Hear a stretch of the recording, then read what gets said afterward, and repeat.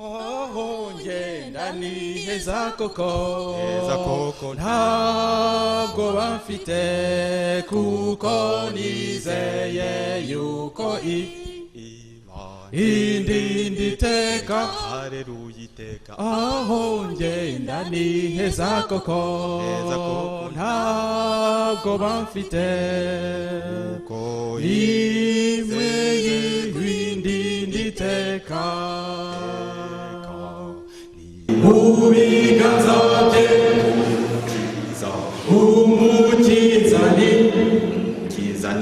undinda aranyobora haleluya iteka Yesu yamfashe mu biganza nta kintu nzatinya kuko ndi kumwe n'Uwiteka Haleluya y'umuntu wiza koko yakundaga gusenga gatatu ku munsi ikamubwira haleluya iteka Haleluya y'umuntu wiza koko yasenga cyane azima ikamubwira iteka mu biganza bye umukiza ni undinda aranyobora haleluya iteka Yesu yamfashe mu biganza nta kintu nzatinya kuko ndi kumwe n'Uwiteka mu biganza bye umukiza ni undinda aranyobora haleluya iteka Yesu yamfashe mu biganza nta kintu nzatinya kuko ndi kumwe n'Uwiteka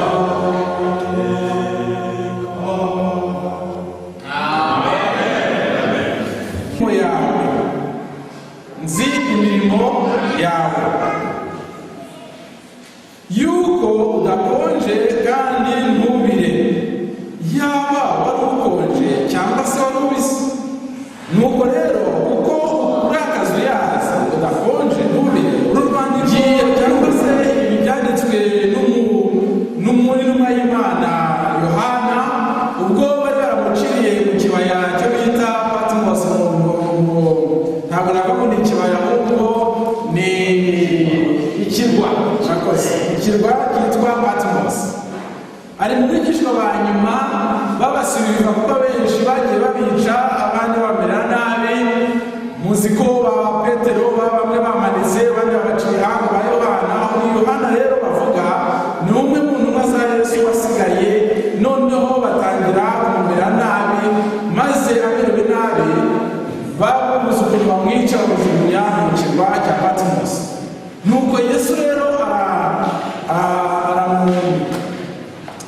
amuhishura ibintu byinshi birimo ibyahishuwe ndetse ikaba ari inyandiko nini tugenderaho muri iki gihe ubwo rero hari inzandiko zagiye zandikwa musomye mu byahishuwe uko bitangiye hari inzandiko zandikiwe amatorero menshi ariko bigaragara ko iri torero ryari itorero rya nyuma ryandikiwe uru rwandiko rero ntabwo rwanditswe na Pawulo nk'uko mwabonye inzandiko za Pawulo yandikira Abakorinto yandikira Abagalatiya yandikira Abaroma yandikira izindi nsengero uruzi ntabwo ari inzandiko zandikiwe amatorero zanditswe n'intumwa z'Imana ahubwo mu rwandiko Yesu ubwe yiyandikiye abihishuriye Yohana ni ukuvuga ko aya magambo muza kumva ntabwo ari amagambo y'umuntu wanditse ahubwo ni amagambo yanditswe na Yesu ubwe ayandikira itorero ry'Imana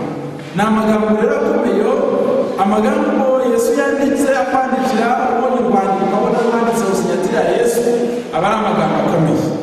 Niyo mpamvu rero nifuza yuko aya magambo tuza kuyazirikana maze tukayumva neza. Aravuga ngo urwandiko rwandikiwe ab'Ilawodikiya. Ngira ngo twabisomye ariko nashaka kubabwira neza aho Ilawodikiya hameze. Ese Ilawodikiya wari umujyi umeze ute? Ilawodikiya yari irihe?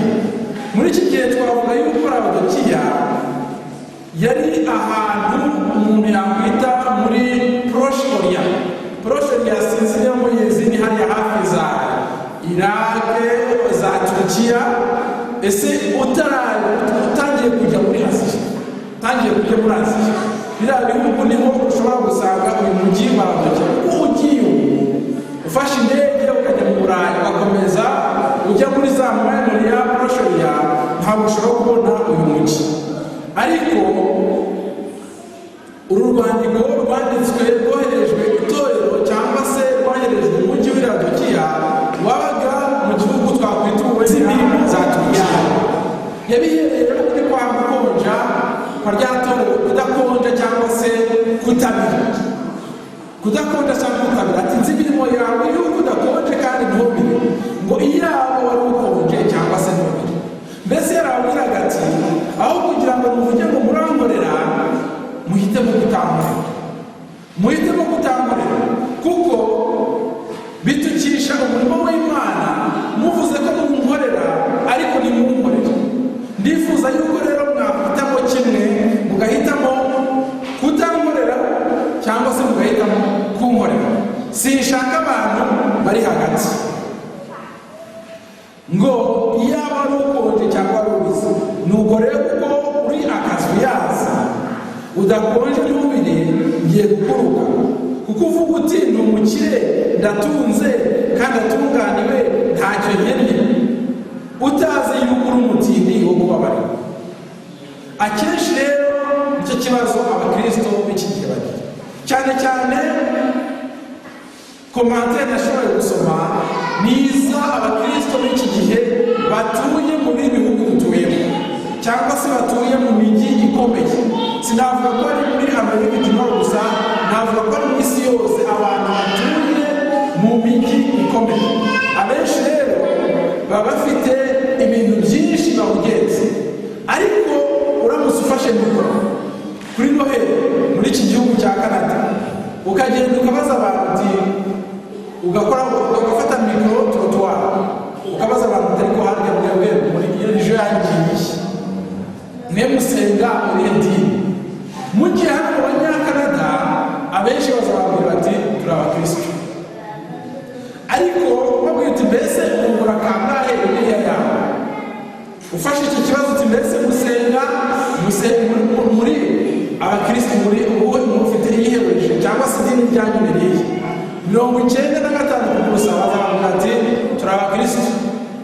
None se abajya gusenga ku cyumweru cyangwa se samedi ni bande ko muri abakristo? Muzasanga statisitike zabo mukazigera mu 10%.